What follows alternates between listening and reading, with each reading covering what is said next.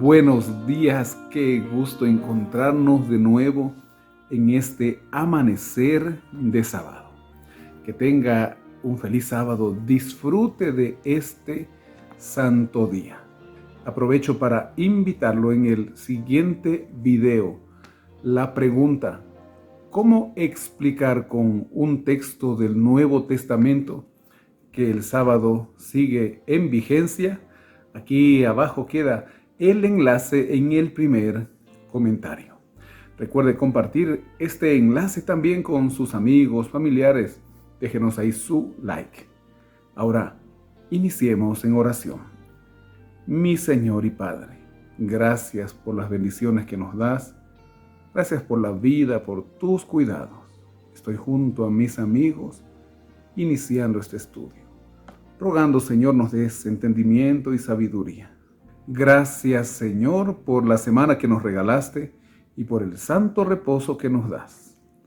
Oramos en el nombre de Jesús. Amén. Hoy el capítulo número 31 del libro de Génesis. Inicia desde el verso 1. Y oía Jacob las palabras de los hijos de Labán, que decían: Jacob ha tomado todo lo que era de nuestro padre, y de lo que era de nuestro padre ha adquirido toda esta riqueza. Miraba también Jacob el semblante de Labán, y veía que no era para con él como había sido antes. También Jehová dijo a Jacob: vuélvete a la tierra de tus padres y a tu parentela, y yo estaré contigo. Y fue este anuncio que le hace el Señor el que también invita al patriarca a tomar la decisión de volver a su tierra.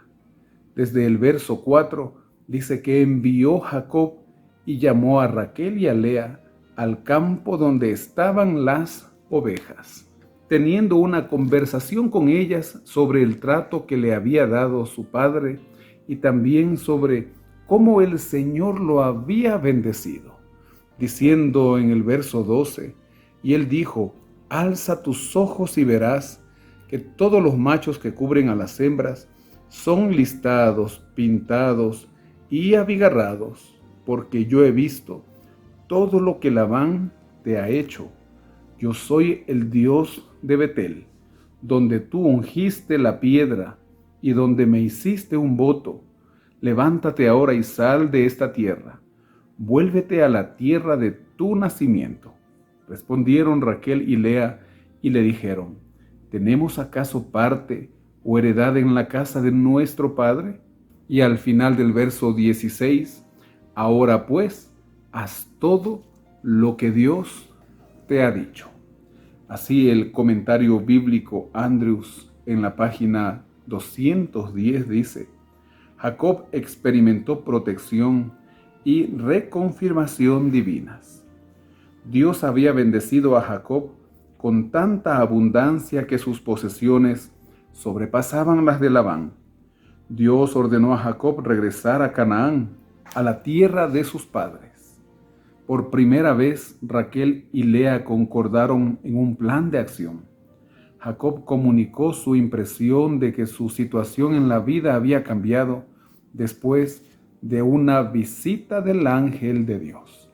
Es que los planes de Dios para nosotros son perfectos, y cuando Dios se manifiesta en nuestra vida y nosotros estamos dispuestos a escuchar su voz y a permitir que cambie nuestra vida, entonces todo será diferente. La respuesta de Raquel y Lea fue unánime, desligándose del clan de la casa de su padre, diciendo que se habían sentido consideradas como extrañas y esclavas por su progenitor. Desde el verso 17 encontramos la huida de Jacob con todo lo que tenía, alejándose de Labán, aprovechando, como dice el verso 19, que Labán había ido a trasquilar sus ovejas y Raquel hurtó los ídolos de su padre. Y en el verso 23, Labán tomó a sus parientes consigo y fue tras Jacob camino de 7 días y le alcanzó en el monte de Galaad. Pero aquí encontramos nuevamente la intervención de Dios en el verso 24.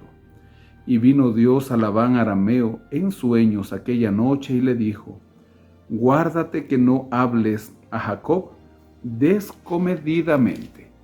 Y así cuando Labán alcanzó a Jacob con todos los suyos, éste conversa con Jacob y le reclama. Le recuerda que podría hacerle mucho daño, pero que Dios le había hablado la noche anterior.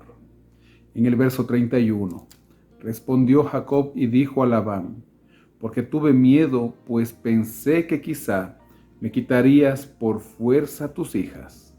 Y en respuesta al reclamo que Labán hace en el verso 30 sobre el hurto de sus dioses, dice ahora Jacob en el verso 32, aquel en cuyo poder hallares tus dioses no viva delante de nuestros hermanos.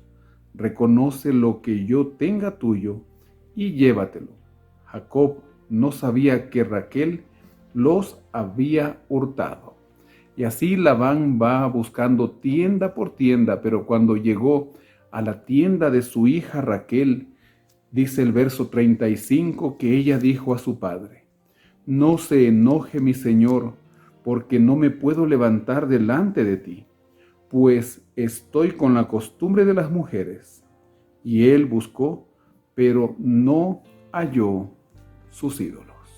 El comentario también nos explica: el robo que hizo Raquel de los ídolos de su padre fue su reacción al hecho de que Labán retuviera su precio nupcial, que se le había entregado para que se mantuviera en depósito para ella. En general, estos ídolos portátiles a menudo estaban asociados con los dioses de sus antepasados.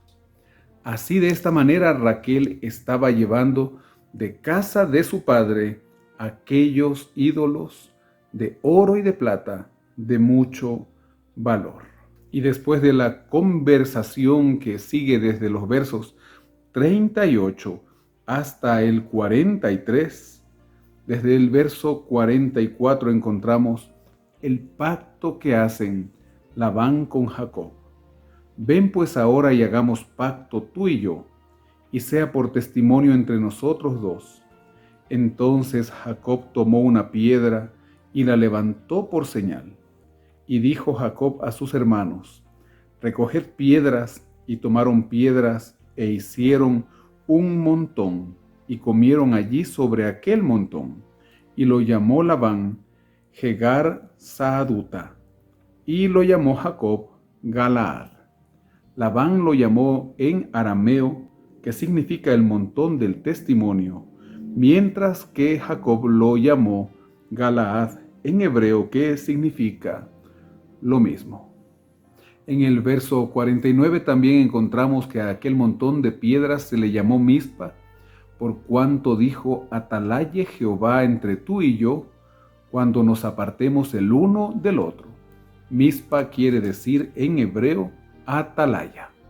Y así ese montón de piedras iba a ser el testigo, el monumento por su pacto. Y termina el capítulo en los dos últimos versículos, desde el 54. Entonces Jacob inmoló víctimas en el monte y llamó a sus hermanos a comer pan, y comieron pan y durmieron aquella noche en el monte. Y se levantó Labán de mañana y besó sus hijos y sus hijas y los bendijo, y regresó y se volvió a su lugar. Así, de esta manera, ninguno podía pasar de ese montón de piedras hacia el lado del otro si no era en son de paz. El comentario también menciona en la página 211: la partida de Labán a la mañana siguiente incluyó besos para sus nietos e hijas, pero no para Jacob, lo que debía haber sido también. 20 años habían tenido su efecto en la relación entre Labán y Jacob.